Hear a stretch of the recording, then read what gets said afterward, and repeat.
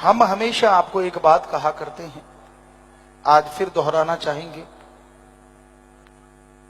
गुरु पीर फकीर जो रास्ता दिखाता है, जिसे आप गुरु कहते हैं, अपना मुर्शिद कामिल कहते हैं, वो सिर्फ एक ही होता है।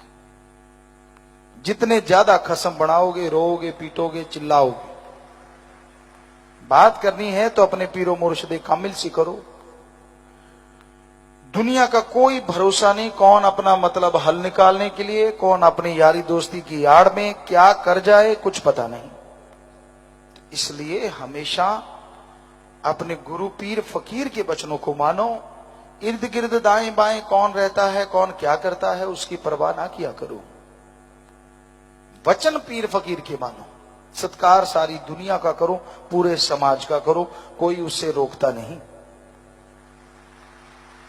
जब आप पीर फकीर को छोड़ के किसी और की बातों पे यकीन करने लगते हो, कोई ना कोई आपका मतलब रहता होगा, कोई ना कोई आपका मकसद होता होगा, वो तो दुनिया में पड़ता ही रहता है, वो कोई बात नहीं।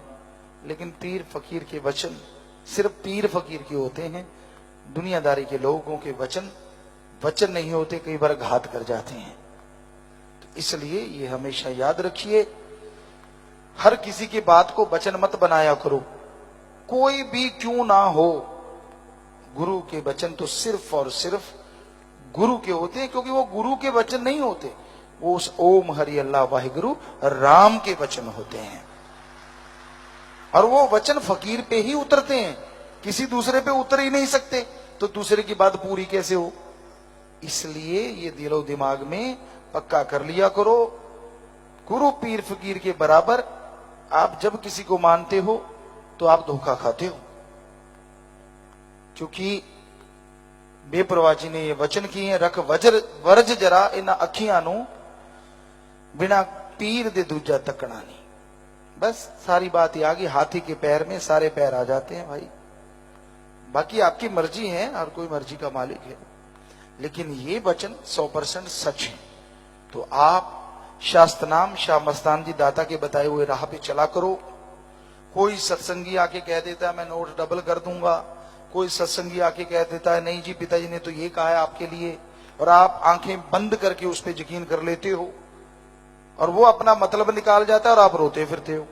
क्यों भाई, ये हमने कब आपको शिक्षा दी है, कब ये बोला है कि आप दूसरों के स्नेह पे यकीन कर लिया करो। तो इसलिए हमेशा याद रखिए, कई सत्संगी घरों को बर्बाद किया है ऐसे ठगों ने।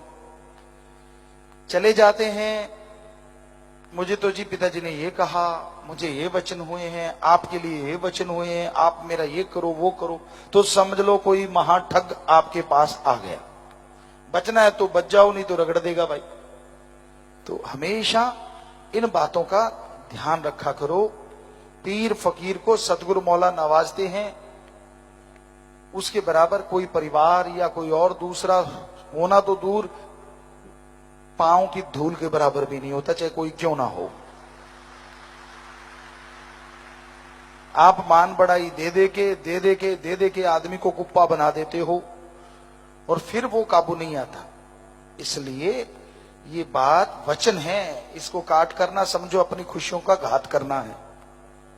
तो हमेशा से ये बात याद रखनी है। बस एक में ध्यान रखिए, जैसे अर्जुन से पूछा गया, बाकी सबसे पूछा गया, धनुर्धर बहुत थे, अश्वत्थामा भी था जो कंपटीशन में बराबर था, उससे पूछा गया, सभी से पूछा गया। जब उनके गुरु ने पूछा कि भाई ये पेड़ पे बैठी चिड़िया तोता जो भी था, उसका आपको क्या नजर आ रहा है, तो एक ने बोला जी मेरे को डाली पेड़ और चिड़िया नजर आ रही है। कहते अच्छा। दूसरा कहने लगा जी मुझे पेड़ और चिड़िया नजर, कहते अच्छा। एक कहने लगा मुझे डाल और चिड़िया नजर आ रही है, अच्छा।